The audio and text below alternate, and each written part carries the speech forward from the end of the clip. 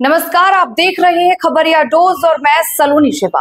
और आज का सवाल है, क्या भारत को भीतर से अस्थिर करने की विदेशी साजिश शुरू हो चुकी है?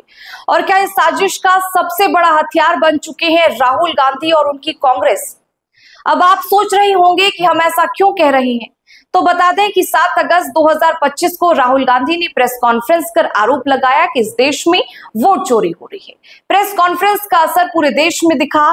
सोशल मीडिया से लेकर राजनीतिक गलियारों तक हर तरफ यही चर्चा छाई रही। लेकिन खबरिया डोज की जांच में जो सामने आया, उसने इस कहानी का असली चेहरा उजागर कर दिया। कांग्रेस की वेबसाइट rahulgandhi.in पर वोट चोरी से जुड़े 3 पीडीएफ्स अपलोड किए गए, इंग्लिश, हिंदी और कन्नड़ में। ये पीडीएफ्स जब हमारी टीम ने खोली और उनका मेटा डेटा निकाला तो सामने आया सबसे बड़ा राज।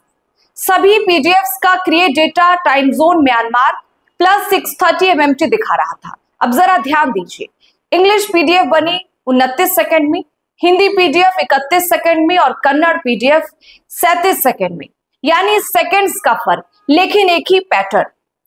और एडोब इलस्ट्रेटर नामक सॉफ्टवेयर से बनाई गई ये फाइलें उस सिस्टम का टाइम जोन पकड़ती है जिस पर काम हुआ हो। वीपीएन इसका टाइम जोन नहीं बदल सकता, यानी सवाल साफ है कि आखिर ये फाइलें म्यांमार टाइम जोन में क्यों बनी? क्या यह एक बड़ा संयोग है कि हाल ही में राहुल गांधी की तस्वीरें और वीडियो म्यांमार से वायरल हुए थे और अब उनकी प्रेस कॉन्फ्रेंस का सबसे बड़ा हथियार भी म्यांमार कनेक्शन से जुड़ रहा है? और अब आता है कहानी का सबसे चौंकाने वाला हिस्सा। राहुल गांधी का नाम पहली बार म्यांमार से नहीं जुड़ रहा है। याद कीजिए, जब उनकी तस्वीरें नाइट क्लब से वायरल हुई थी, और वही तस्वीरें थी जिसमें उनके साथ मौजूद थी सुमनिमा। हाँ, वही सुमनिमा जो CNN जैसी विदेशी मीडिया में भारत और भारतीय मीडिया के खिलाफ लगातार लिखती रही। वही सुमनिमा जिन्होंने भारत सरकार के लिपुलेख, काला पानी और लिम्पियाधुरा को भारतीय नक्शे में शामिल करने का विरोध किया था।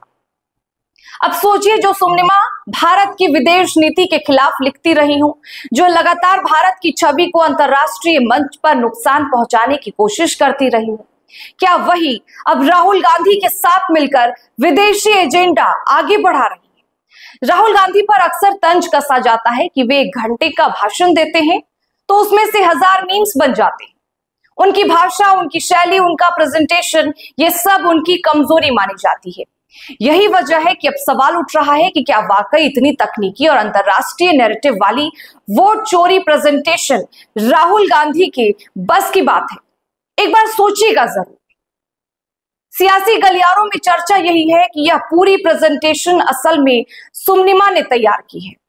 म्यांमार टाइम जोन से जुड़ा मेटा डेटा, राहुल सुमनिमा का पुराना नाइट क्लब कनेक्शन और CNN में भारत के खिलाफ उनकी लगातार लिखाई, ये सब संकेत इसी तरफ इशारा कर रहे हैं। अब जरा रुकिए, कहानी यही खत्म नहीं होती है।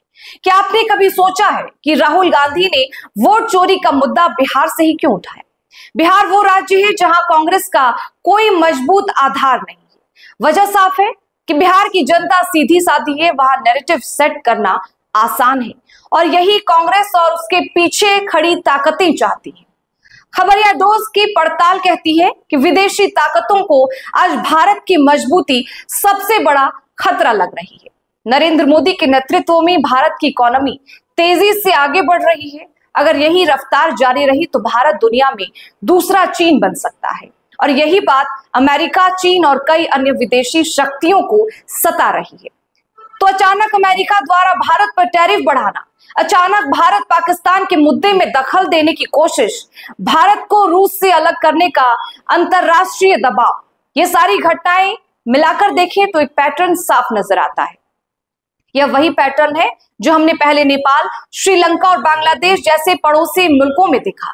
पहले नैरेटिव सेट करना, जनता को भड़काना, फिर सड़कों पर अस्थिरता और अंततः सरकार को घेरना। ये कोई नई चाल नहीं है। इतिहास गवाह है, जब जब भारत मजबूत हुआ है तब तब विदेशी ताकतों ने यहां अस्थिरता फैलाने की कोशिश की है। आपको ये जानकर हैरानी होगी कि अब नेपाल का उदाहरण देकर हमारे देश के युवाओं को उकसाया जा रहा है, भड़काया जा रहा है। खबरिया डोज युवाओं से अपील करता है कि किसी भी बहकावे में मत आइए।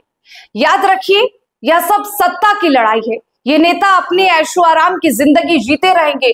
भुगतना अगर किसी को पड़ेगा तो वो होगा भारत का युवा। आपकी पढ़ाई, आपका करियर, आपका भविष्य, सब कुछ दांव पर लग जाएगा। विदेशी ताकतों को यही चाहिए कि भारत अस्थिर हो, लेकिन हमें तय करना है कि हम उनके हाथों की कठपुतली नहीं बनेंगे। तो अगली बार जब कोई नेता या सोशल मीडिया इन्फ्लुएंसर आपको भड़काने की कोशिश करे तो सोचिए, आपका भविष्य आपके हाथों में। मत बनिए किसी साजिश का हिस्सा, मत बनिए किसी विदेशी स्क्रिप्ट का किरदार। फिर हाजिर होंगे तमाम सुलगते सवालों के साथ। तब तक बने रहें हमारे साथ और देखते रहें खबरिया डोज।